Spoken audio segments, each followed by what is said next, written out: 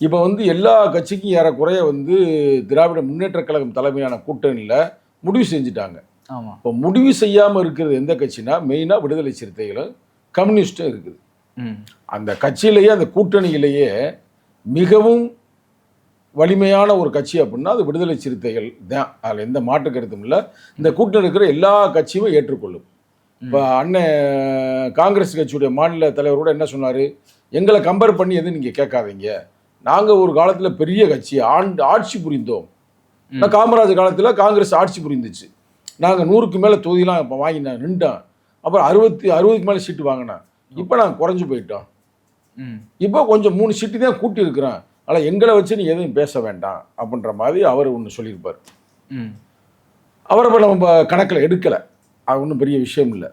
இப்போ இந்த கூட்டணியிலேயே ஓட்டு உள்ள கட்சி, இந்த கூட்டணிக்கு ஒரு முகமாக இருக்கக்கூடிய கட்சி கரெக்டா, அதுனா விடுதலை சிறுத்தைகள்ங்க. ஏன்னா இப்போ விடுதலை சிறுத்தைகளில் வெறும் தலித்து ஓட்டு மட்டுமல்ல, தலித்து அல்லாத ஜனநாயக சக்தியிலும் இருக்கின்றன. மேக்சிமம் எந்த கட்சியிலுமே இல்லாத அளவிற்கு கிறிஸ்தவர்கள் ஓட்டும் இஸ்லாமியர்கள் ஓட்டும் எங்களுக்கு தான் இருக்குது.